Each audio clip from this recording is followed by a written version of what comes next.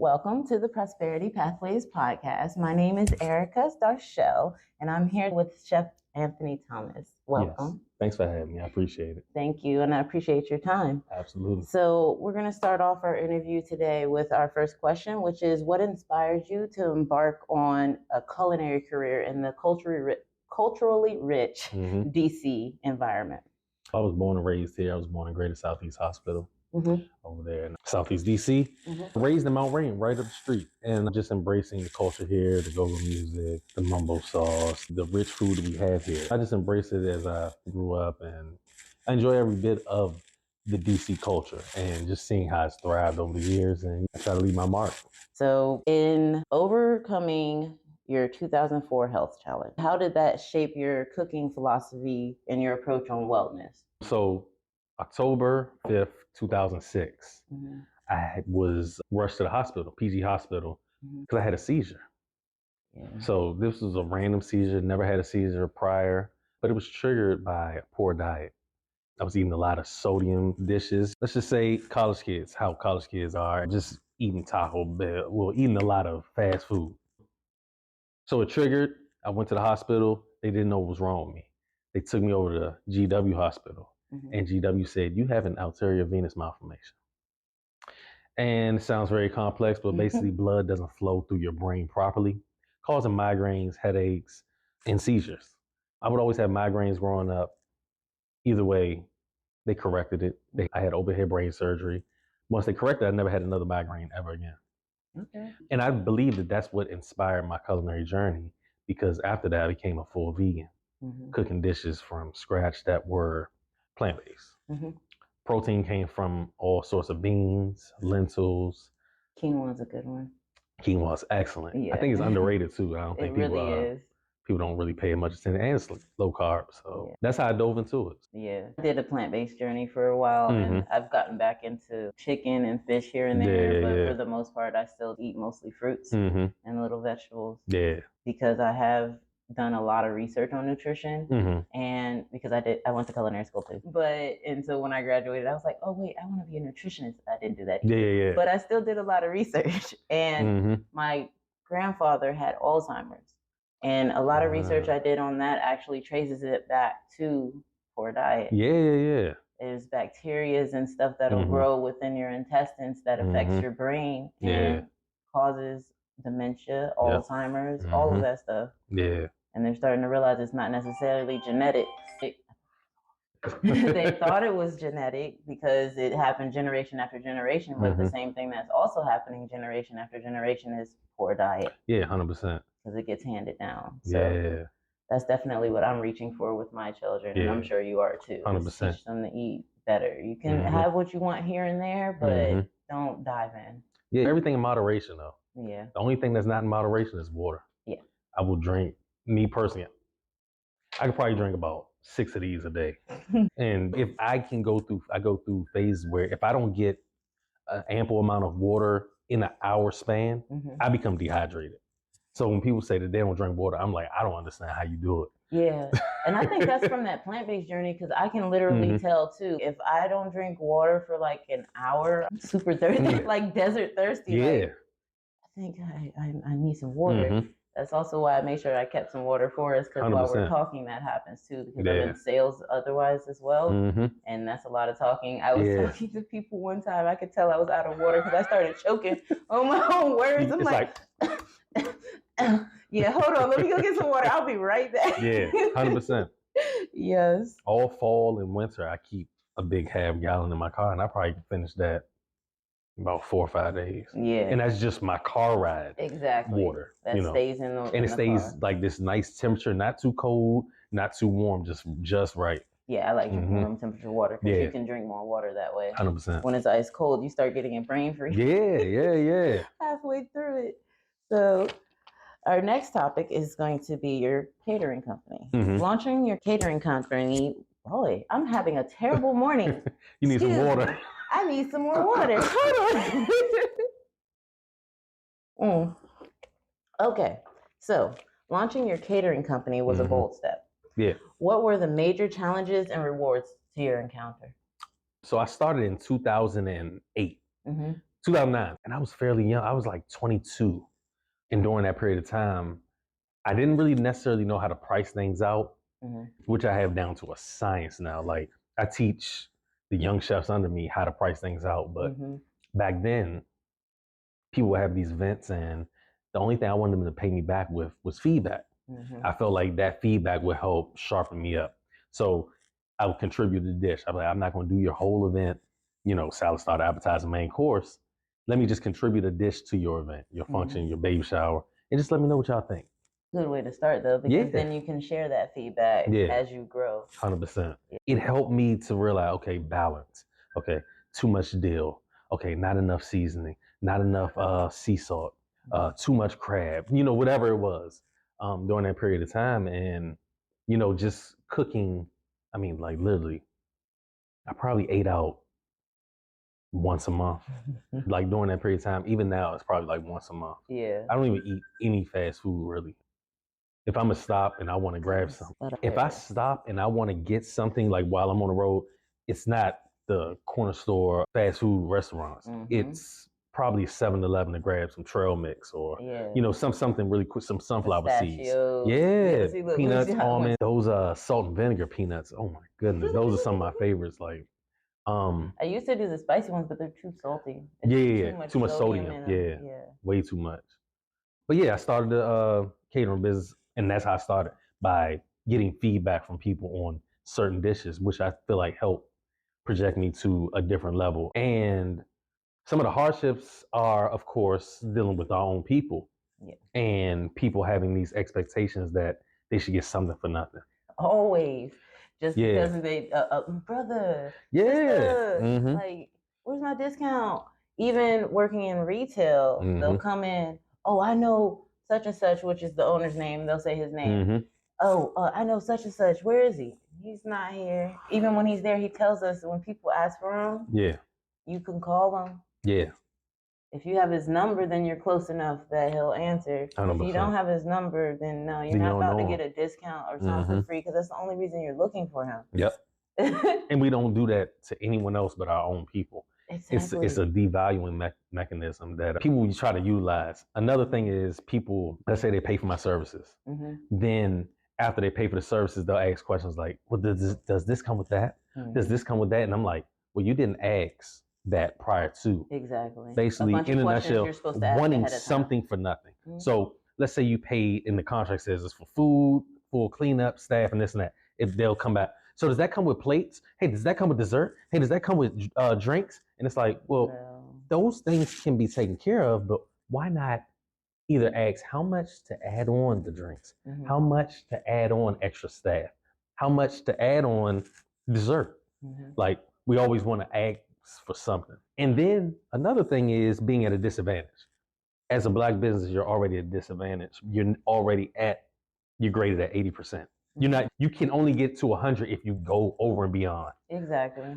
Something people are willing to pay extra for somewhere else. They wouldn't pay us extra for. 100%. They expect it to be included. 100%. And that's with almost everything, honestly. So you're already at a disadvantage, because another problem, and this is a hardship, I really technically don't deal with it now, but I know what it felt like to go through it, is the expectation that something is not done properly.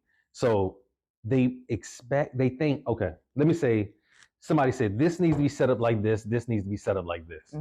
If they come in, they'll be, see, this is why I don't deal with Black business, because I told him to have it like this and like this, but he had it like this and like this. Yes.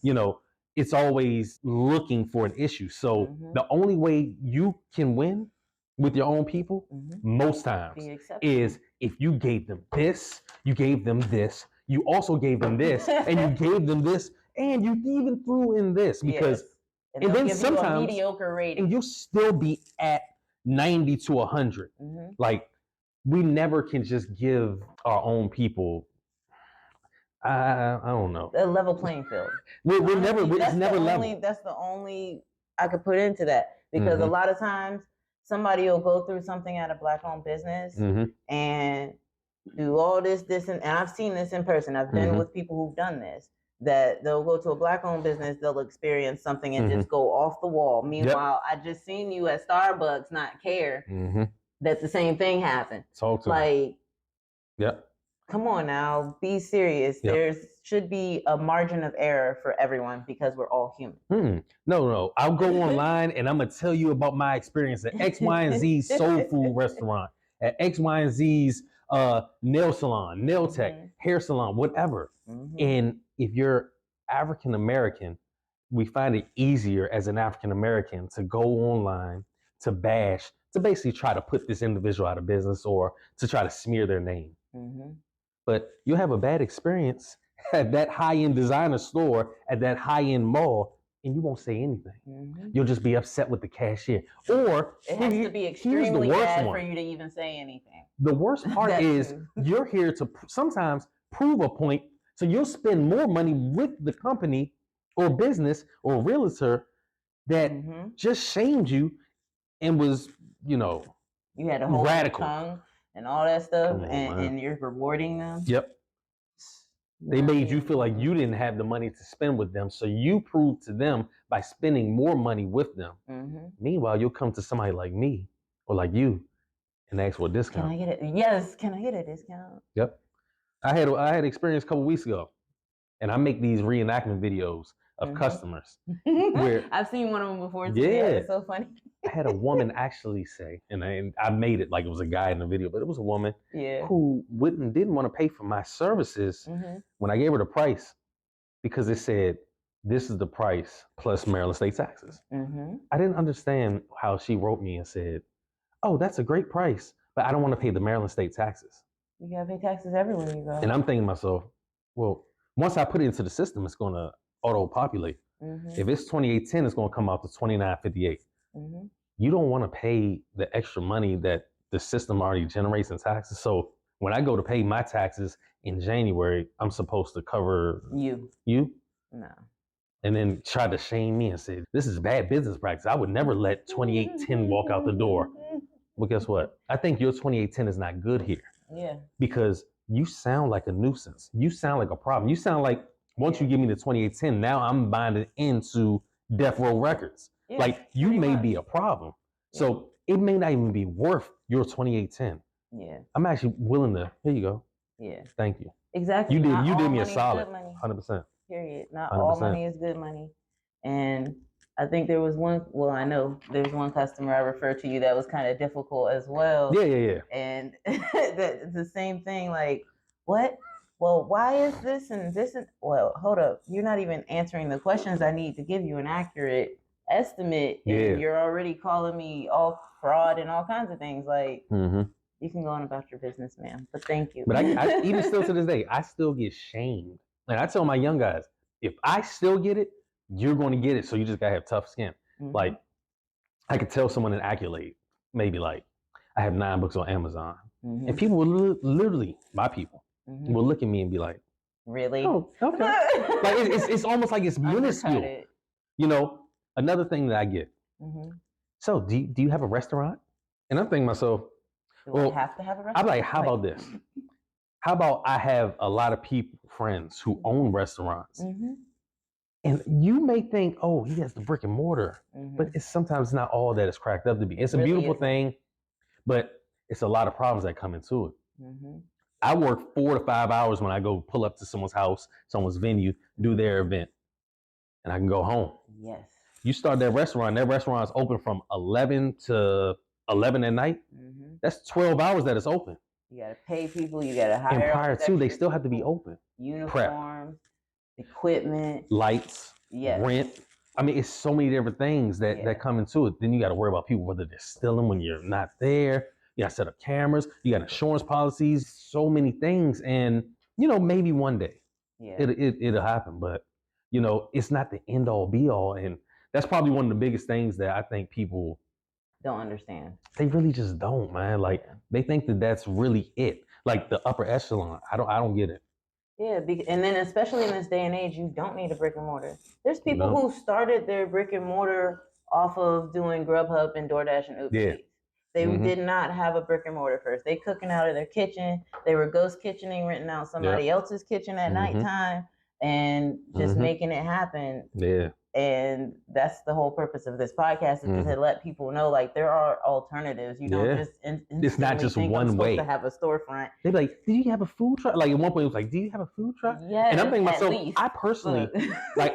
There's nothing against food trucks, but I personally I don't like to work in small spaces like that. Yes, I've worked in one before. There's a lot of politics with where you can park, where you can pull up to. So that's what kind of deterred me away from getting all your vendor licenses, making sure that everything's showing up, and then like it's harder to maintain a moving kitchen than it is the brick and mortar.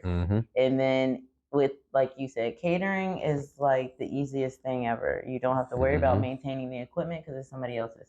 Yep. You have all of the utensils you need because you carry those around with you. Yep. And then other than that, everything is kosher. To me, it's more about being a solid individual when it comes to catering. Like, I feel like Chef Anthony Thomas puts the personal in personal chef. So if you don't have a personality, being a personal chef is almost like it's useless. Yeah. Because you're going into people's homes, you're going to people's venues, you actually are interacting with people. So I tell my people, my staff, you walk in, smile, hey, how you doing? You know, so that people feel warm. That's why we love your favorite fast food restaurant. Not because the food is so amazing, but because the customer service. Yes. So when I'm walking in, well-groomed, big smile, clean attire, that'll get you way over the hill than other things, you know. Then on top of it, your presentation of the food look good. It's well garnished. It smells great. You're using high quality meats and proteins and organic veggies. Those things go even further. Yeah. That's definitely why even in culinary school, they tell you quality, not just quality of your food, not just quality of your place, but quality of you. Like, be an actual genuine person. Your customer service should be as tip top as you can make it be. As well as your presentation of yourself. Yeah. But some of the good things, though, I don't want to talk about just the bad. Some of the good things are being able to meet a vast amount of people. So like last week, I had an event for, was that last week? What's today? Oh, I have no idea. Today's Tuesday? The 19th. 19th. So Friday, I did an event for 200. The Friday before that, an event for 300. You know, and throughout the week, you know, doing events 50, 60, it's a numbers game. And the more people I meet, the more people I can potentially cook for. So if I've been doing this for 16 years, you cooking 50 people this day, 60, 70, 100, 2. And then, you know, it's just the numbers, and then people telling other people, like, your reach is unlimited. So, you know, they say, oh, it's a word of mouth thing. Like at some point, the word of mouth kind of exhausts itself, because if you're constantly giving great quality food, great quality service, your name is just going to ring bells. So whenever somebody thinks of a chef or someone to cater X, Y, and Z, you're the name that pops up. Exactly. And then on top of it, giving out great content online and, you know, showing people, you know, just that little bit of you, you know, you, your wife, you, your husband, you and your kids, you and, you know, whoever. Yeah. It draws people to you. They will buy from you. 100%. Yeah. And that's actually how we met, at one event that you were catering for, and I was making the balloon arch for it. Yep. Meet great people. All right. So our next topic is about your 9 books, including children-focused ones. What drives your passion for writing, and what impact do you hope to have? So growing up, I wasn't really the biggest reader, but as I got older, one type of book I will always read is recipe books. So I'm sitting there and I'm reading it. I come across a word I may not know. Mirepoix. What is mirepoix? Google. Oh, celery, carrot, onion. Okay, cool. You know what I'm saying? It's just stuff like that. So building my vocabulary. And the very first book came about kind of weird. So I would keep a notepad full of recipes. People would write me when I first got on Instagram. People were like, hey, drop the recipe. And I'm like, being a nice guy, I'm like, this is going to help me expand, which I wouldn't even do it now, but so I'm writing up, typing up recipes. One cup of this, one cup of this. I looked up one day and I had like 30 recipes in my archives, and I'm like, hold on, let me figure out how to do this on my own. So Google how to self-publish, boom, Amazon. Found out how to do it. Book cover, front cover, table contents, put it all together, and first book's on there, promote it. I'm like, hey, I can do this. Let me find another resource. Okay, people keep asking me, how do you meal prep? So I'm going to people's houses showing them how to meal prep. let me make a book how to meal prep. Go to the grocery store, make a checklist. Even gave them a meal plan in the back of that book. So I got a self-help book on how to meal prep. Yeah, that's all that one too. Then you got children's books, because once I had a child, I'm like, okay, so I'm making her butternut squash. Okay, I'm making her avocado. Let me show other parents who may not know what to make. And you're just continuing to add to the collection. Yeah, because I've had a lot of family that they don't have a variety of food that they eat because they don't even know how to cook it, how it's eaten. They just see people with it. They've never really had dishes on a regular basis with it. So how often you cook? I cook at home at least like 2 or 3 times a week because it usually lasts me 2 or 3 days when I cook. Yeah, okay. Yeah. So you eating in 5 to 6 days a week, and eating out maybe once. Yeah. That's really unless a good. Somebody else buys the food. that's a good ratio though. Yeah. Yeah, because like I said, I am mostly plant-based. So when I wake up in the morning, for one, I don't eat breakfast. I've made that as part of my routine. Your body's not warmed up enough to be 100%. even want to process anything. So I usually eat around 11. And after that, I'm working. I eat like 2 meals a day. That's it. I might have a snack. It might be an apple, oranges, stuff like that. And I'm good at doing that. Plus, I drink plenty of water. A lot of people don't realize sometimes when you feel hungry, you're actually thirsty. Yeah. And so that's what happens when they're overeating. And I would keep trying to coach my stepmother on doing that because she does that a lot. Yeah. I don't see her drink enough water, but she's always munching on something. Yeah. It's because you're thirsty. Yep. It's because you're thirsty and dehydrated. Yep. But I'm going to get them on the right track. Yeah. Yeah. You got to. Definitely. And I'm starting my own book too. I'm going to do a children's series after that because I do have a 13-year-old son. But I'll talk more about my book when I get further along in it. Yeah, no, but if you need help self-publishing, I got you. Yes, thank you. It's a narrative about a young lady in an urban situation, a more urban situation than Rich Dad Poor Dad was. And it's going to be a whole narrative that teaches financial literacy. Awesome. That way it's easier to take in for young adults who need the information because you can see the actual situations of it, not somebody just instructing you like, hey, do this, and shoving a paper in your hand, fill this out. Like, dude, what? Yeah. Like they don't know what to do half the time. I know when I did my first budget, my grandma had taught me my first budget. So, yeah. But then as I got older and started learning more stuff, some of her philosophies on money that she thought was good is not because she also grew up in like Great Depression times. Yeah. So that's when they started using credit and stuff like that, and they thought it was good to maintain a credit card that you're always using and stuff like that. Like, nah. Yeah. You can have a credit card, but don't always use it for everything. Yeah. Like, there's more tips on that on a different episode. Yes. So, who have been your key mentors or influencers, and how have they shaped your approach to business success?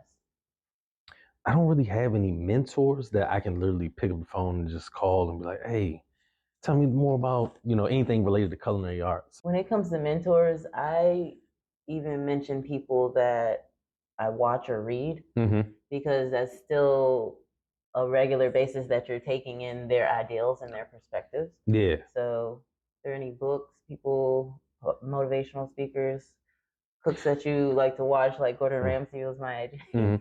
T.D. Jakes is an individual who I like to listen to. First Baptist pastor John Jenkins and Keith Battle. That's for the spiritual side, and I feel like that's what keeps me rooted and humble and realizing that today you may be up, tomorrow you might be super up, but you keep that effed up attitude, you know what I'm saying? You can come down. And I've seen people do it, so I'm always rooted, and I stay humble knowing all the success you have now can be easily taken from you in an instant. But I tell you what I do. And I've done this since back then. I would study individuals who are in the same field as me. Low level, bottom tier, people who coming up, or even top tier people. And when I look at what's popular. So say this is popular. I'm going this way. Because I never want to be considered, oh man, he's just hopping on the part trend. Of the crowd, bandwagon. Oh, he's making crab cake egg rolls like everyone else. Oh, he's making lasagna soup. Marry me chicken. I don't even want to be associated with stuff like that. So when I do do things, I try to be innovative, you know. And it's crazy to just witness sometimes just doing things naturally and just seeing that it just stole my whole style. Like, you know, it happens so often. And people bring it to my attention and I'm like, yo, that's crazy. You know, from certain ways that I present the food to certain ways that I record different videos where I'm breaking things down. I'm like, hey, like this is not only resonating on other chefs or aspiring chefs. I'm like, y'all are really like mimicking. And, well, they say imitation is the best form of flattery. It's not, but I know. See, and when people say that to me, I'm like, if you truly believe that, let me give you a better example. I really do. And I told this to somebody one day. Trying to steal your ideas for the most part and run them off as your own. Like, imagine if Barack Obama was an individual who, and I always use Snoop Dogg and Obama because I feel like those are very influential people, like on some, you know, chill stuff. All the way back in the day to the Temptations. Remember on the movie, they tracked down that group that was acting like them? Yeah. And that really happened to them, though. Yeah. And back then, it was even easier to do it. They didn't have social media and phones and all that stuff. So somebody could easily, hey, dude, let's pretend to be them and get this money. Okay. It's wild to me. Like, imagine if, so I just came out with a game app called Munch Match. And I think I probably only have like 12 downloads. But I said, imagine if Snoop Dogg came out with the same exact app or Barack Obama came out with the same app and promoted. People would be like, oh my gosh, this is so innovative. This is so dope. Would you feel like, but I came out with it and say it was just a similar name. Mine is called Munch Match, but say his was called Match Munch. People would be like, oh my gosh, that's so innovative. Would you think, oh my gosh, well, Snoop came out with it. I'm flattered that he came out with the same thing. Or would you be like insulted? Yeah. So that's the way I look at it. Sometimes when I'm like, all right, so this is one of the things I was doing. I would have all my food lined up and I'd tell the people to gather around. And I literally would film this for like a whole year. 2019 was the year I started. I'm like, so right now, what we have is the chopped Asian salad with tomatoes, cucumbers, ginger, Right here, we have shrimp scampi with angel hair pasta. Right here, we have my cougar wings, sweet and spicy cougar wing. Right here, we had, and I would go all the way down the line of whole food. And that way, it was helpful where people knew all the ingredients. You know, I was interactive, adding that personal in the personal chef. And it helped where people don't have to ask me later on, and I don't have to put the little tent card down. Yeah. And people look forward to that aspect of the business. Yeah, so, I've seen that at a conference before. Yeah. Set up like that. So imagine if, you know, you're doing this and this is your signature thing, and then you start seeing other chefs. Yeah, so right now what we have is this, and right now we have this. And it's like, you look out of your element. You know what I'm saying? Like, for real. I see it, and all I do, like, to me, I just laugh about it. I'm like, you know. Yeah. But also, you know, that right there is a little flattering because it's like you can't trademark you speaking over, but you know where you got it from. Yeah, exactly. So to me, but I mean, another trademark thing, like I started putting this dry ice around the food. I would just pour the water and just let it just like kind of just go through the whole thing. Like that. And then, you know, I started seeing other chefs. I see it in my DM. Yo, hey bro, I started thinking about dry ice a couple of weeks ago. Where can I get dry ice from? You didn't think about dry ice. You saw it. Just pay homage and I'll tell you. But since you want to play it like you came up with the idea and you thought of it, I'm not telling you. I don't know. I have no idea, sir. I don't remember. And see, to me, that's the humble. Yes. The humble. If somebody came to me and was like, hey bro, I really love your setups. I love how you just break the food down. I think I'm going to add that to my events. Hey bro, go for it. You got my blessings. Even if somebody came to me and was like, I would love to add dry ice to my events. I think it's dope the way you do it. Where can I buy dry ice from? Hey man, here's my distributor. Here's the address, man. Tell them Anthony sent you. Yeah.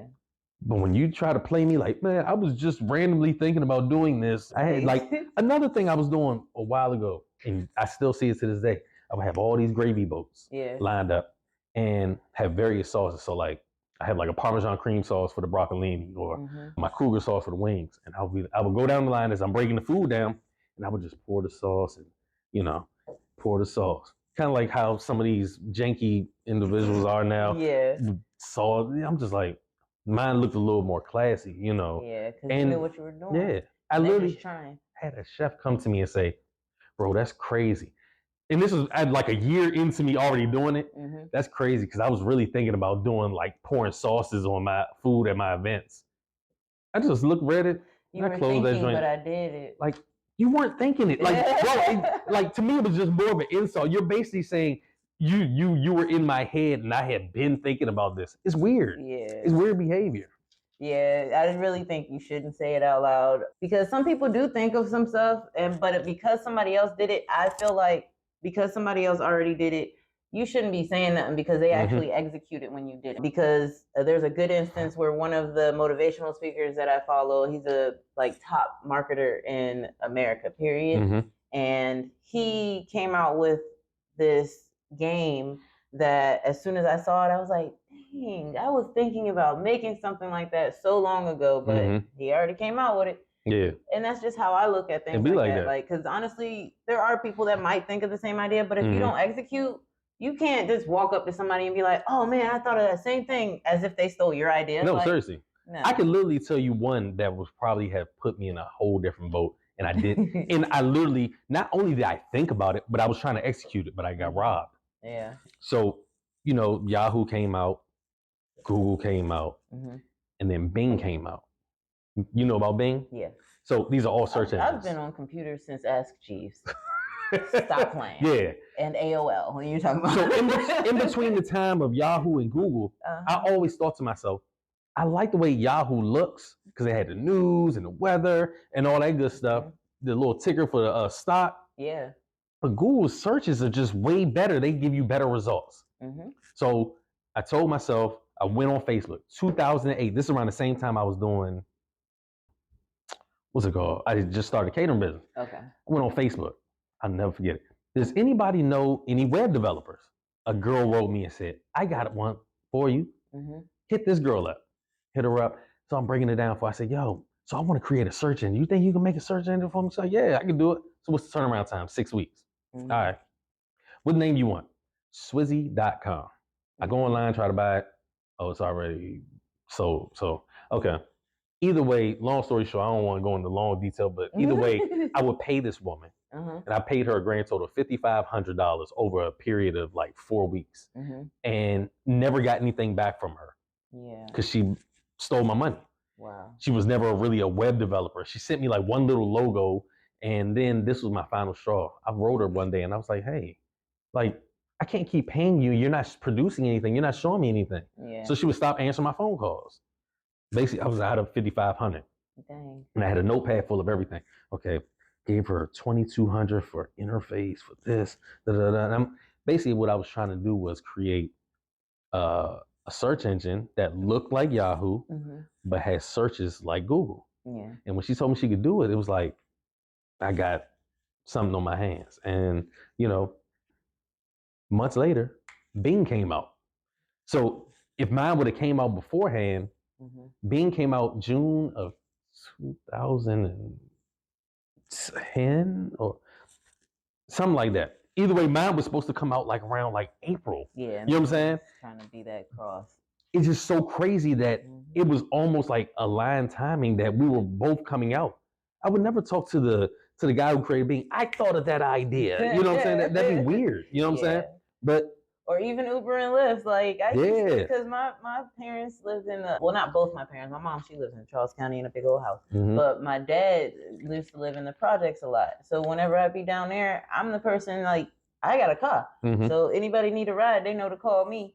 And that's ride sharing. Yep. And so when the app came out, I was thinking the same thing. Like, oh man, I wish I would have thought of making it an app, but I never actually thought of making it an app. Yeah. This is it's like people have been doing that a long time. There's rappers that say it in songs too. Like 100%. Yeah, that's a great reminiscent moment actually. I rarely even think about that, but that's crazy. Yeah. Like I don't know how that just came to my mind, but yeah. All right, so your skills have earned media attention. How has this influenced your career and your mission for healthy living? So when I had the health scare and I changed my entire diet, I realized that you can heal yourself through food. So even though I eat everything, like pork, chicken, beef, turkey, whatever, I still let people know that in moderation, you don't want to consume these things too often. You don't want too much fried food. You know, you eat fruits, you eat your veggies, fish, but one thing you definitely want to do is have a well-balanced diet. You know what I'm saying? Like eating cereal every morning is crazy. Like, I mean, it's just certain things I just can't cow's milk anymore can't do. at all. Yeah. Exactly. You know what I'm saying? I would never knock nobody for doing it. I would knock nobody for eating whatever they eat. Yeah, there's random moments where I might end up having like macaroni and cheese because it's like, or something like that. Actually, it's been months. I did have some yesterday though. Yeah.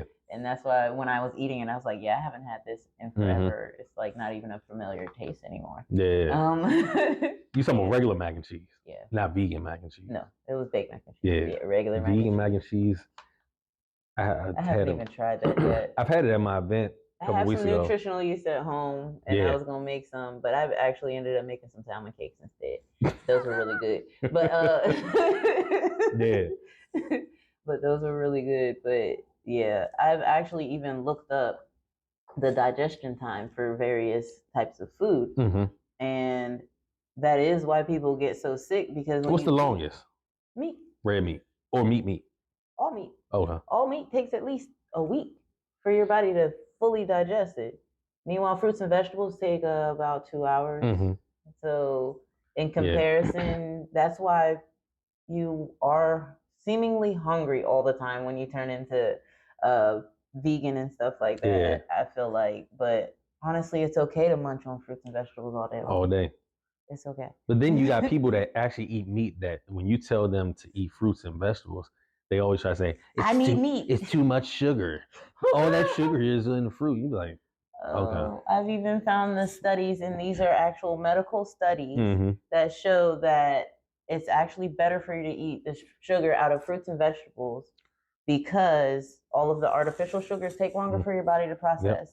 Even the fake sugars that they tell diabetics they're supposed to take, your body can't even recognize those. That's also why you end up retaining more weight and they end up with gout and all that other stuff because your body is not recognizing the stuff you're putting in it. It's chemical based. It's not actually sugar, so it doesn't know how to break it down. It's confused. I'll tell somebody, look, you want to change your entire eating, go on a Daniel fast. I'm talking about when, like, you say you got desires to eat pastries and you can't give up your cakes. You got to have ice cream every night. You got to have frappuccinos and, you know, all that other stuff that may be bad for you. I say may be bad. Yeah. Go on a Daniel fast. Peanuts, pistachios, almonds, blackberries, blueberries, fruit, grapefruit, oranges. Yeah, all those I eat lemons. Antioxidants and stuff. I eat lemons and limes like an apple, you know, and just try it. And I say, just try it for 3 days.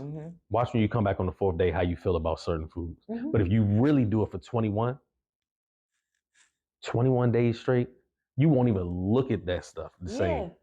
But because almost everything you listed are antioxidants and stuff like that, so it's going to help get all of that toxic stuff out of you. Those are literally my favorite though. Yeah. Like the peanuts, the almonds, the pistachios, watermelon, grapefruit, lemons, limes, pineapples. Like I could literally eat those every single day. So, mango is my favorite. Mango, oh my goodness. Mango, apples, oranges, lemons. Yeah, those are my favorites. Grapes, blackberries. I don't grapes. Care for raspberries though.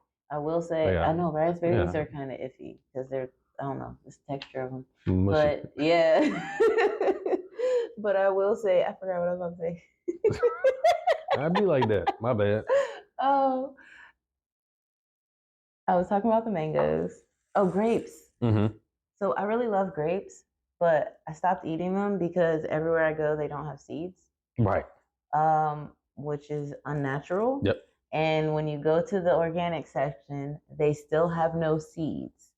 So why people don't realize that this is wrong and they're tricking you, I have no idea. But anything that grows naturally and organically has a seed because it has to reproduce. This goes from human to animals to plants of all kinds. So why are we getting these grapes with no seeds that are supposed to be organic? So how are they growing them though? Exactly my point. Are they really great? Like, okay, like the watermelons that don't have seeds. I'm like, how do they get the seeds out? But then you see the white seeds in there. They're genetically modified.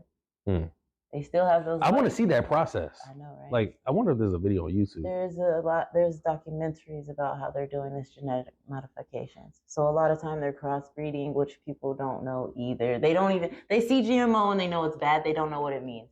Mm-hmm. GMO means they've genetically crossed these plants with different illnesses, viruses, like pesticides, so that they can fight bugs instead of spraying it with pesticides. Mm-hmm.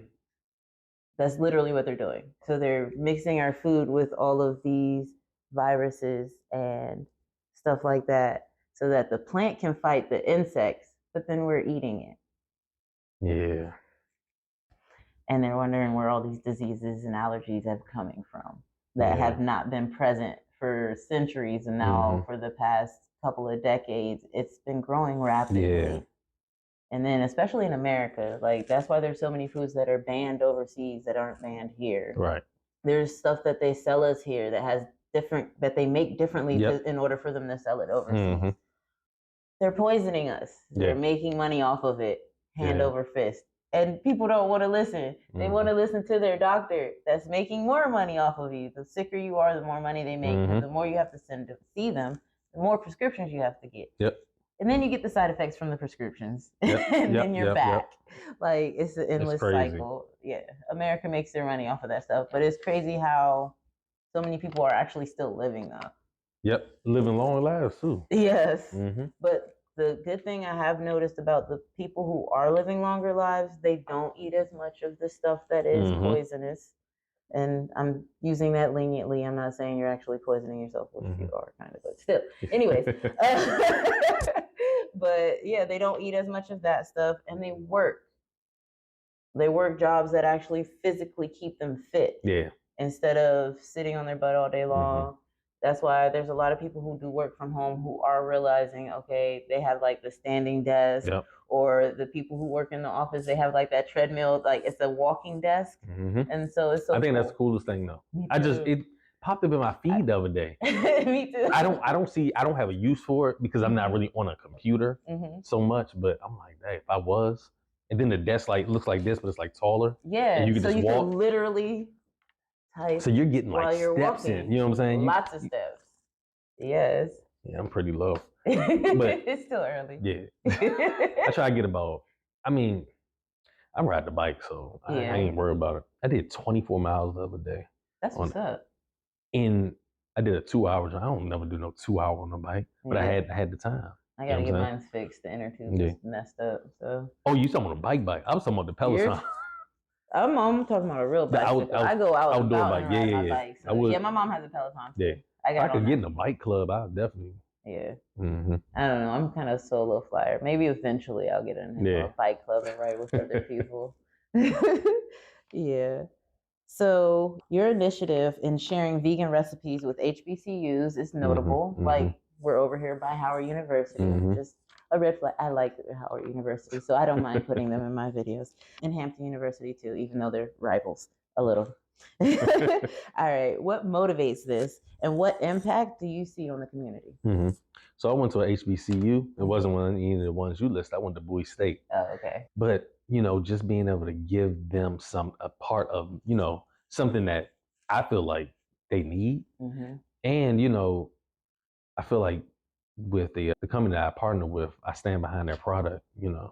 Go Legendary has great plant-based ground. And, I use it on a regular basis. I got a freezer full of it. And just being able to implement various dishes. So the latest one was at Morgan State, where... My brother went there for a little while, too, before he joined the Coast Guards. That's a good school, man. Yeah. And fairly affordable, But I created this chicken sandwich for them. Chicken. Right. But the vegan version. And, they had it and they were sharing it with the kids. And the kids were just like... Why I call them kids, huh? They're adults, but yeah. Technically still are. Some of them will still agree with me. And it's so crazy. There was one I worked with that said that, like, I was like, well, you're grown. She was like, no, I still feel like a kid. I don't want to grow too fast. I was like, I'm glad you Well, that's odd, though, because most time they don't think rare. Like that. Normally they think they're fully grown and I can't teach you nothing. Okay. And they're hard to talk to. But, when we did that the rolling out of the chicken sandwich, like, they loved it. Yeah. Yeah. I appreciate them letting me be a part of that, that mission. So that sounds awesome. And that's actually what I want to do is like be a part of initiatives to help teach like financial literacy skills and stuff like that, because just offering it as a class, most high schools and colleges will make it an elective. Yep. Instead of making it mandatory. And I feel like it's something that should be mandatory. Even if it's only a 1 semester class. Like it should be something that's mandatory. Yeah. And I'm willing to even volunteer time for that. Like I've told people that. It was one lady I told that. I was like, I'm willing to volunteer my time. She said, no, you're gonna get paid. I was like, okay. I was like, she's like, I'm gonna help you. Okay. Yeah. But it's important. Yeah. It's just very important. And that's why even everything that I learn, as I learn it, I teach it to my son. Even if it's not fully developed, I go back. Hey, I found out this too. Here, look at this link. Look at this link, because he's on his phone all day anyways, and he will go look at it. He'll go look at stuff and glance at it, and because I'll give him a quiz on it. Yeah. I'll give him a little quiz. You know, mama don't play. Yeah. I want him to learn all the good stuff before it's too late. People wait till their children are 18, 19, 20, or never. Yeah. And never teach them about paying bills.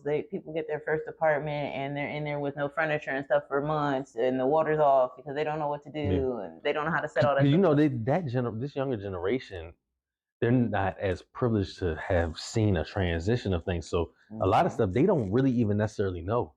You ask somebody 17 what an encyclopedia is and watch them be like, is that an animal? You know what I'm saying? Like they really just, there's certain things that they just don't know. You know what I'm saying? But then there was things that we didn't know. Yeah. That's very true. So, but we would find out because we had different generations. Research. Like J. Cole's called it middle child. Like we're in between. We know what the old school people know, but then we have kids, or we may be the latter end of our generation is the one that's part of that, those kids that grew up with mostly computers and stuff like that. They don't know how to write a letter. They don't know how to write in cursive. They don't know how to write in cursive. But they don't teach that. Yeah, because you don't have to actually sign papers anymore. You literally go online. Even when they have you sign, that's not really signing, because signing, we had to learn how to do handwriting. Like you use your finger. We're back to slavery days where you could just put an X and that's your signature. Yep. Basically. No, seriously. That's literally leave your mark. That's why they tell you that's not even signature back then. They told you to leave your mark or whatever that was. Yeah. It's crazy. But that's why we need to teach them better. Yeah. There's certain things I feel like they should always know. Like my grandpa taught me how to read a map, an actual paper map. Yeah. Yeah. And that's why some of the big joint they have in the back seat. Exactly. That's why when GPSs came out, when Google Maps came out, well, first of all, when GPSs came out and they were kind of not that accurate, I could still look at it and know where I'm going because I know how to read a map. And the same thing happens with Google Maps. If it freezes, I can still look at it and know, okay, wait, I already passed this. I can go here. I can map something out myself without even actually using the directions. Yeah. But a lot of people would never know how to do that. Yeah. They'll get lost. They're in their phones. They walking into stuff. Like they're just lost. Yeah, kids can't even count because, I don't think they pay attention to change. No. Like, all right, so if something costs $2.51 and I gave them $3, they wouldn't know it was 49 cents. And they accidentally press the exact change button. Right. They'd be like that. Because I've worked in restaurants for 22 years. I've seen them do this so many times. Like they accidentally press the exact change, or somebody gave them a 20 and they pressed $5, or whatever the amount, they pressed the wrong amount. And they're like, can you help me? I pressed the wrong thing. It's going to mess up my drawer. Well, first of all, it's not going to mess up your drawer as long as you give out the proper amount of change. Oh, well, how do I know what that is? Do the math in your head. Yeah. I can't do that. I got you. Because everything is all about swiping cards. So really, they don't have to calculate nothing. Yeah. It's going to always be the exact change. So, yeah. It's happened so many times. And that's honestly what motivated me to do what I'm doing now. Because like I said, I've been in food service for 22 years. I've worked at ODU campus. I've worked at Boston Market. I've worked at KFC, Taco Bell. I've worked at so many different restaurant concepts. And normally the crew is young adults. And I was one of those young adults at one point in time. But now that I'm older and I know more than what they know, I want them to know this stuff while they're still young. Yeah. Because everybody keeps telling them YOLO. YOLO does not mean go out and mess up your younger years, because honestly, your younger years is the best time to get as much money as possible before you get too old. And then that way, when you do get old, you got money stacked. Like buying $1,500 jeans and $600 shirts will never make sense to me. Just to go get dirty or go get drunk, probably spill a drink on it or sweat all in them. It makes no sense. Like, but that's how the young generation thinks, though. Yeah. I mean. Yeah, it's crazy, but we're gonna move forward from that because they're gonna learn, and it'll be a progression. Our economy moves in waves, and so right now this is the wave of kids who a lot of their parents didn't want them to have to go through what they went through, so they babied and pampered them, or they just aren't teaching them. They're just ignoring them. They just put them in front of a TV or a tablet or a computer or a gaming system, and they actually don't even raise their kids at all. So we have to learn how to actually take control of our children's future by teaching them. What was your first car? My first car was a 87 Mustang. What year were you born? 87. That's why I bought it. whole point I'm trying to make is my first car was a 91 Honda. I was born in 86, right? Try to find a kid right now who's going to get a car. Let's say they were born in 99, right? So they're about 20s. My math off too. About 25. Right.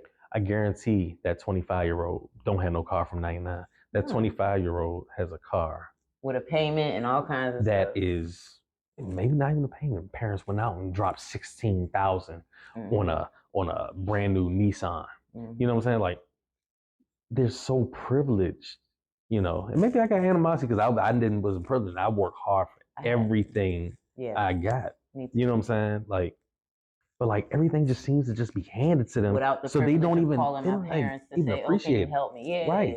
You know, and like that lack of appreciation. So even with my daughter, I do stuff like this, and I teach her like, I'm like, so what is this? She'd be like, lamb chops. So like, and then I'll show it to her like in the rack form, then I'll show it to her in the cup form. Like, this lamb chops when you cut them. What's this? Oxtail. She can identify anything. Onions. She know an onion from an apple, from a pear, to, you know what I'm saying? And it's because I teach it to her. Early. Yes. I've taught it to my son too. And that's what goes back to us saying the generation after generation don't know how to eat healthy. They don't even recognize what the healthy stuff is. They go in She knows how to read the back of the nutritious facts. And she'd be like, this has a lot of total fat. This has a lot of saturated fat. My son does that too. So, you know, and that's how I teach them young. But also something like this I'll do. Like, let's say I'm sweeping up. I'll be like, hey, Asham, and that's my 8-year-old. I'll be like, hey, can you run and take this bag to each room and dump the trash into each thing? And guess what? She's earned her money. So it's not like, oh, okay, here you go. Here's $10 to go to Claire's. You know, here's $20 to go buy some Roblox. I don't do that.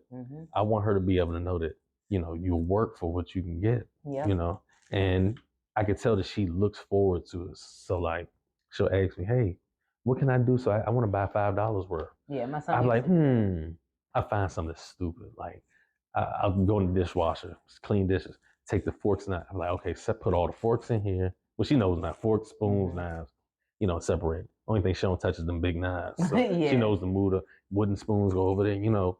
So she mentally knows that you have to work to earn money.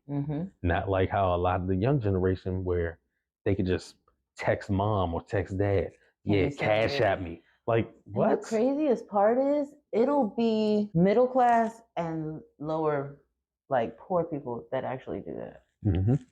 And it's crazy because you're creating more poor generations. They know to just be frivolous with their money. Because that's what you're doing. You're teaching them how to just be frivolous with their money. And I actually read something the other day where one parent who's a motivational speaker, all his kids are grown and are living awesome lives because of, you know, he contributes to part of the stuff that he taught them. And one of them was after they got a certain age, the chore, instead of doing chores, they got allowance for reading books.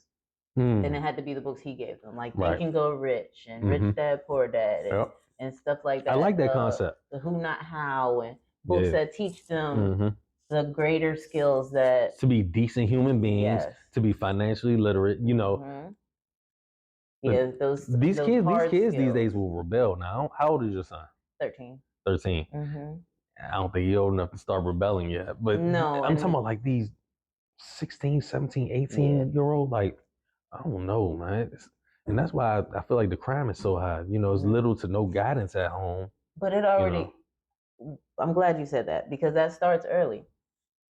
When they teach them to be just careless and free from birth, like you have the toddler running around, they knock someone over, that's just funny, come on, let's clean it up. But then they get a little bit older, no, you're not supposed to do that. But wait, you just laughed at it. Yeah, you laughed at it years ago. Like, you filmed it, you posted online. Exactly, you thought it was good. Like, what's going on? I'm confused. They're confused. And then they get older and they're still confused because you are giving them a different response than what you originally gave them. My son has always gotten the same response from certain behaviors, period. Yeah. And so he knows that, and that's why he'll talk to me.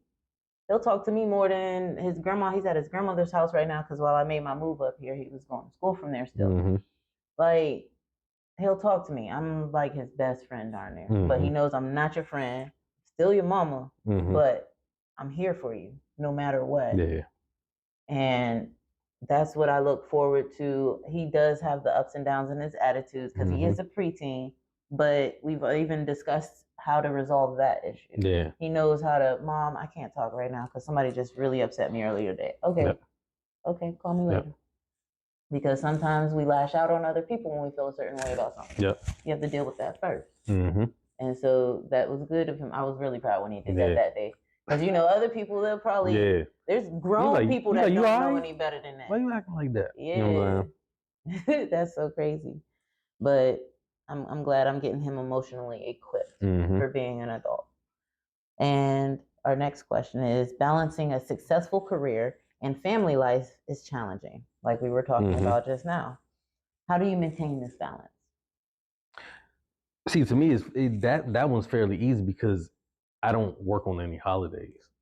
You know, I was taken away from multiple holidays when I first started out, when I first started getting, you know, 2 and 3 events a month, which to me, I'm doing like 16 a month now. But when I was getting like 2 and 3 a month, it was like Mother's Day, Father's Day, Thanksgiving, maybe a random event in between time, even working like Christmas. Like it was crazy. So, and I realized I was being taken away from those, you know, valuable family situations. I remember one time I had to go to work on Black Friday, and I'm like it felt bad, you know, being away. So now that I control my schedule, I make sure that I schedule that time for them.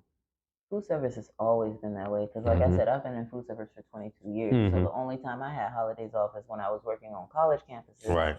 And so this past 2 or 3 years that I've been out, well, 3 or 4 years now. It feels great though, right? It feels great. It really does. Yeah. It really does. I didn't mean to cut your wisdom. Were you finished with that topic? Oh yeah, no. I was just basically saying that, you know, I make sure that they get that valuable time with me. Yeah. And let's say it's January, and then I book the Friday, Saturday, and I'm off Sunday. And then the next week is Saturday and Sunday. And then I book up just having the third week. That fourth week, I won't let nobody book no events. I'll spend the whole weekend with them.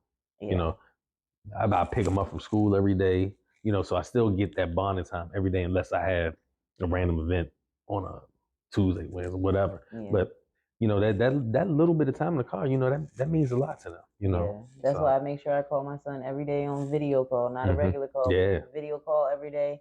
And while he's been down there, because he's in Virginia, so while he's been down there, I go down there once a month, whether it's for a weekend or if it's a school holiday, I'll go during the week because it's easier for me because I usually work weekends at the job I'm at. So it's nice. And then we're closed on holidays, so that's awesome too. So I've gotten to spend time with him.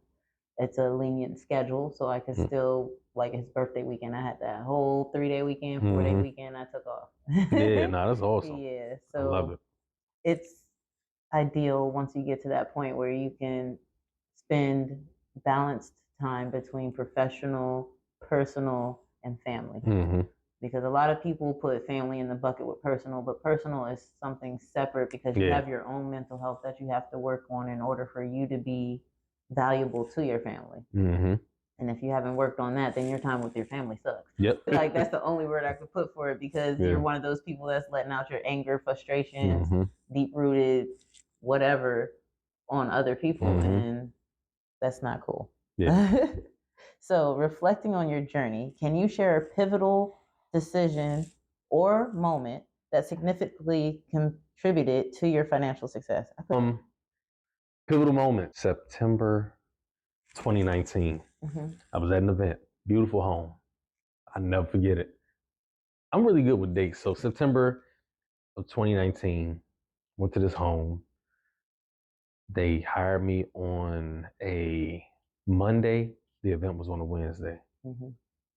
And typically I don't let people hire under that short notice, but cool. They paid, and I get there. The event was supposed to start at 6. The event was set to start at 6 p.m. I got there at 4, prep, had all the food ready by 6. Well, had all the appetizers, because they had salad, starter, appetizer, main course.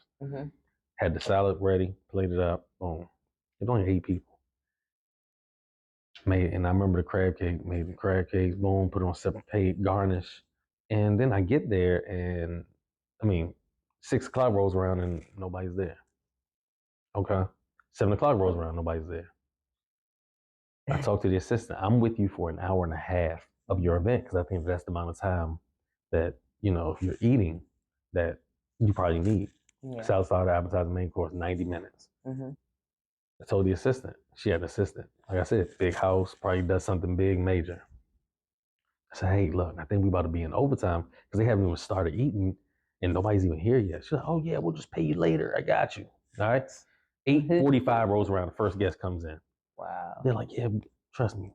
However long we need you here, you're good. Serve them salad, appetizer, grill some steaks, boom, mashed potatoes, asparagus, broccolini, boom. They're done. Clean the kitchen. Assistant was like, yeah, just call me, email me tomorrow. I got you. 3 hours of overtime, $220 an hour. Just pay it, you know what I'm saying? Send it through Zelle, Cash App, or I can invoice you, you pay with your credit card. Yeah. I send them that email, I get an email back. The crab cakes were made with this. It wasn't even good. That strange sauce. The salad, I don't know what that mysterious salad dressing was. The steak wasn't even cooked to the right temperature. I cook and I clean. Yeah. Wow, it's no food left on the plate. So I'm confused. Yeah. And then you didn't even entertain us. And I'm like, the chef's not supposed to be the entertainer. Dance or something? Like, come on. Or fling shrimp in your mouth like a hibachi. First of all, they're in a whole separate dining area, and I'm in a kitchen. I read it. I said, you know what? This doesn't even solicit a response. Yeah. I'm gonna take that 3 hours on the chin. It is what it is. That $600, $660. I'm good. Just don't call me no more. Save you in my phone is do not allow to book any future events. Yeah. Don't call me. But one thing stuck out to me. You did not entertain me. And I was just like, I don't know what type of entertainment she was looking for. Yeah. So that was a Wednesday. I had an event that's coming up Saturday. I said, you know what? I'm sure they still follow me online. Let me show them what entertainment is. Yeah. And I told the dude that was the assistant that I was with, I said, yo, just start filming this. So their event was in the basement of the house. It was an all-girls event. And that's when I started the sauce pouring thing. I made various sauces for all of the different dishes. And I said, I'm not going to put it on there right now and then serve them. I said, I'm going to pour it. So I walked down the stairs. I'm bringing everything down. It wasn't as polished. Like I had certain things in pots with the handles. So it still gave like this, kind of grungy, rustic look, but it was cool. I was about to say, it still works. Yeah, it wasn't like in the gravy boat, like I was doing. So I see some of the ladies are still waiting for them to get dressed and whatnot. So I bring everything down, bringing it down the stages. I said, all right, go. He starts filming. I'm going down the line. Sauce pouring, da-da-da. And then all you hear is one of the ladies, hey girl, you need to hurry, come out here, you need to see this. So I'm going down the line. I'm just acting like I ain't paying them no attention. Yep. Pouring sauce, come over here, stand right here. I said, yo, zoom in a little bit. I want you to get a close up on this. Pouring the sauce, and I'm like, this is what I'm gonna start doing. Mm-hmm. So I'm gonna start pouring sauces at my events. 2019. Mm-hmm. And from that point on, that became my signature thing at my events. Because people start hiring me just so they can get this aspect of not only good food, but this aspect of entertainment, of sauce pouring. And I feel like things really took off at that point in time. Yeah. I did a whole lot of events. But then the 2020, March, was when the pandemic hit and it shut things down. So I mean, even when I was making videos, I still was doing sauce pouring in the videos. You know what I'm saying? So I could still maintain my signature. How did COVID affect your business? I just couldn't do no more events. I was just doing drop-offs. Oh, yeah, because I wasn't going to nobody's house. Oh, yeah, no. And then I would just wear a mask when I would go to people's actual houses. Okay. You know what I'm saying? So, because nobody knew how people were getting it. They were like, sure, I wore my mask and I still caught COVID. You know what I'm saying? Mm-hmm. And then I didn't catch COVID till December of that year. But I'm glad I didn't catch it at all. At all, that's good. No, yes. Yeah. That is good. That's a good immune system. Yeah. But because I was around people who had caught it. Mm-hmm. And I never caught it. Yeah. And I know I wasn't asymptomatic because I took the test before too. Mm-hmm. Like every time I was around somebody who had it, I did eventually end up taking my test and all that. I just never caught it. Yeah. So I was lucky. You never had a positive result either? Nope. That's good. Never had a positive result. So that was a good thing. Mm-hmm. My mom pushed me to go get the vaccine. Yeah. So you got it? Yeah. I got it too. I ain't never get no booster, but me either. I was like, that was good enough. But I don't think I'm fully vaccinated because I got one shot in April, then I got the next shot in August. Yeah, that is a long time. Yeah, you're supposed to get them back-to-back months or something. Yeah, I think it's like a month or like a couple weeks or something. Like I don't remember because I got the first set. I'm not going to get no more. They're not putting no more poison in my body. It's enough in the food. It really is. All right. So as an entrepreneur, what strategies have you employed for financial planning and wealth building in the culinary industry? Yeah, proper purchasing, but also, proper charging what you're worth. And if I know I'm gonna go over and beyond for somebody at an event, like I'm gonna do something spectacular, I'm gonna also charge them for it. I'm not gonna eat up that cost. I'm gonna always make sure that the event is so well structured. So like, okay, they got 50 people, they want servers. I'm gonna make sure I charge them for the servers. And basically in a nutshell, I'm not eating no charges. Charges that people like, oh yeah, can you add that on? Okay, you can add that on with the price. Yeah. So I make sure that all of the money is paid in full 7 days before the event. Where I've seen some chefs where they're like, oh, I'm getting paid the day of. I'm like, or the day before. That's crazy because what if you go to the event and they decide they don't want to pay you? Yeah. Like somebody called me the other day and said that. He was like, the lady didn't pay him. She kept running around. I said, bro, that's what they do. She never had any intention on paying you in the first place. And she kept giving you the cold shoulder at the event, laughing and having drinks and this and that. And then tell you she's going to pay you tomorrow and you're not going to get that money. I told her, I said, you might as well go and cancel that now. You're not getting your money. Yeah. That's why a lot of places and people take deposits too. Yep. Like I need deposit going to hold your date. You need to be paid in full 7 days before. If you're not paid in full 7 days before, I have the right to say, I'm not doing this event. So. Yeah. And if you try to get me, within the 7 days. So if your event is Monday and you want the event on Thursday, you got to pay it in full. Yeah, you got to pay me right now. any event that's over, I used to say 5,000, but now it's 3,000. Your deposit has to be paid in a cashier's check. Yeah. You know why? Because you can end up where somebody called their bank. Yeah, this is an unauthorized transaction. I know, even with the card or paper check. I'm not playing that. But guess what? You can't do that with a cashier's check because you had to go inside that bank and make it out to Anthony D. Thomas. And, I'm not taking that type of hit for an event that, I execute. Especially not of that volume. Like, nobody wants to wait. I mean, you don't want to take that hit for no amount of money. Yeah. But, for an event of that high price, I'm not doing that. Yeah, that's understandable. Cashier check. Or I'll meet you and get cash, Cash or cashiers. That's it. I gotta check them bills too. And I got a clipboard that I leave when I leave from the event. You have to sign off. Yes, check, I did.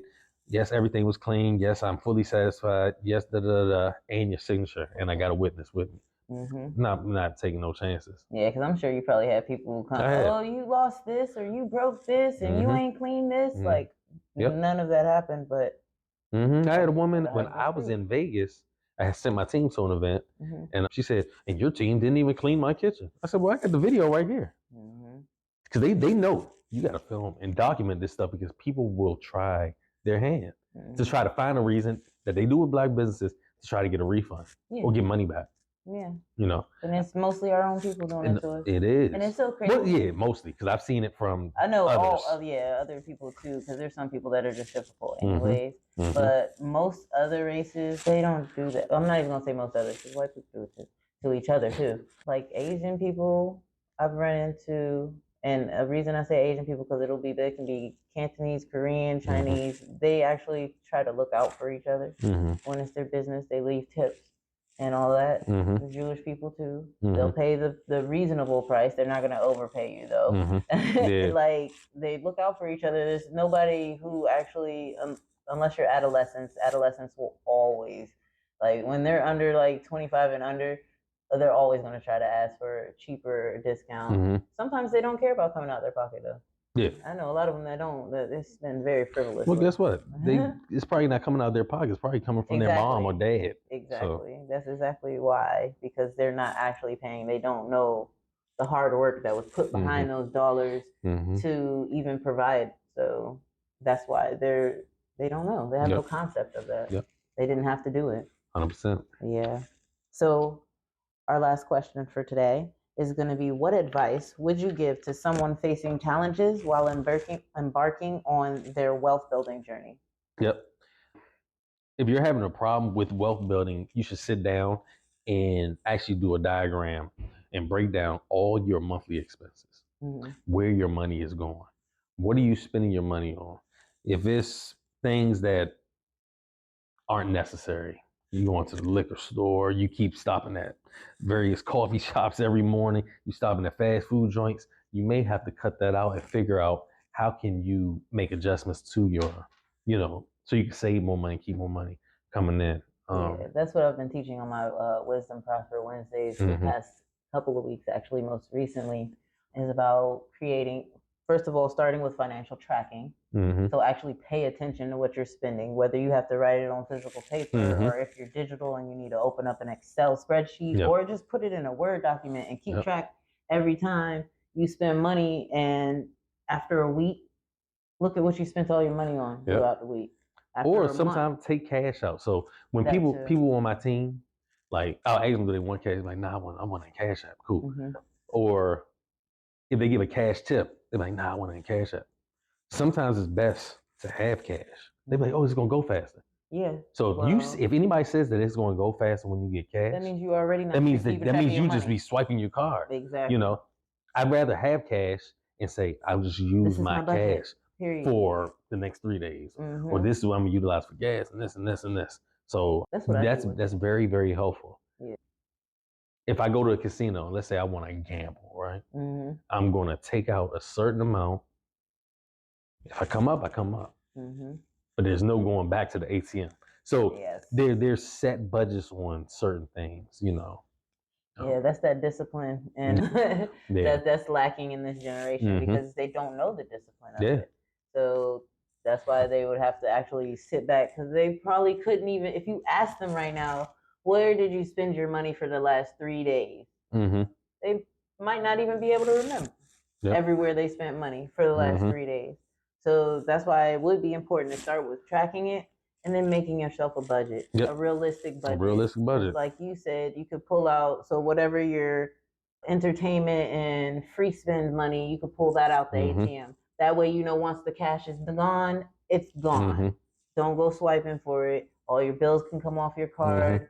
And then that way it's simpler. That's the way I started doing it at first. And now I have a secured card that I use for what I would have used for cash, just to build my credit back up and all that stuff, because I I had completely cleaned up my credit in 1 year. I went from 540 credit score to a 720 by the end of the year. That's awesome. Going hard. I was working like 52 to 60 hours a week. I was doing DoorDash, Uber, and Lyft, and I was sleeping like 4 hours a day at most.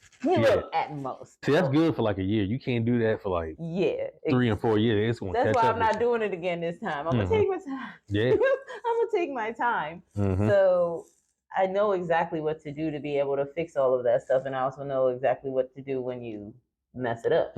Because right after I built my credit up and I had these cards and stuff I could use, I was spending wisely at first, and then I was like, but I'm like 30 years old and I've never been to a concert. Yeah. I've never done this. I was like, I'm just gonna go do it. Yeah. Like, I took my mom to a concert. Yeah, you should. I went to a couple of different things, and so I'm gonna pay that stuff back now. Yeah.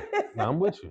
Yeah, because like, that's the thing, you can't take it with you. No, you so can't. I do tell people, like, you have to enjoy your money. Yeah. But at the same time, just blowing it and not having it is beyond me. Yeah, and then once you have children, or for those people who don't have children and plan to have children, it's nice to be prepared for them 100% ahead of time, especially for the people who don't have kids yet. Like, you can prepare for them now. Yeah. And that way you don't have to worry about it. So even if you do have an oops moment down the road, you're prepared. Yeah.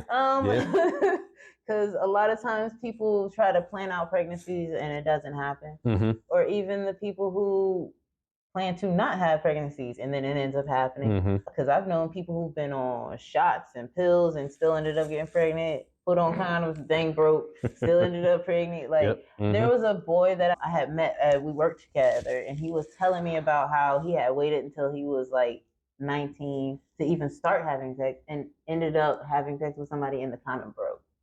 So you have a baby and you just started doing this. Yeah, that's wild. Or even more famous, Patrick Beck-Davis, who is a motivational speaker, and that's what happened to him too. His very first time when he was like 15, 16, she got pregnant. He said he did not have sex no more. He joined the military when he turned 18 because of the baby and all that stuff. Like, he didn't have sex again until he joined the military and all that. Like, because your very, very first time you end up with a baby, like, I would have stopped too. Yeah, that's traumatizing though. It is traumatizing. It's like, that's exactly what they warned me about. Yep. Oh, I can only imagine. But this was a very great conversation. Yeah, most definitely. And I enjoyed it. I appreciate you spending the time. Yeah. And I look forward to all of the information that we can share, any interviews we end up doing in the future, working together. I got a birthday coming up, so I might hit you up for that. Yeah. So, you let me know. I got you. Yes, you're in good hands. Thank you. Yep.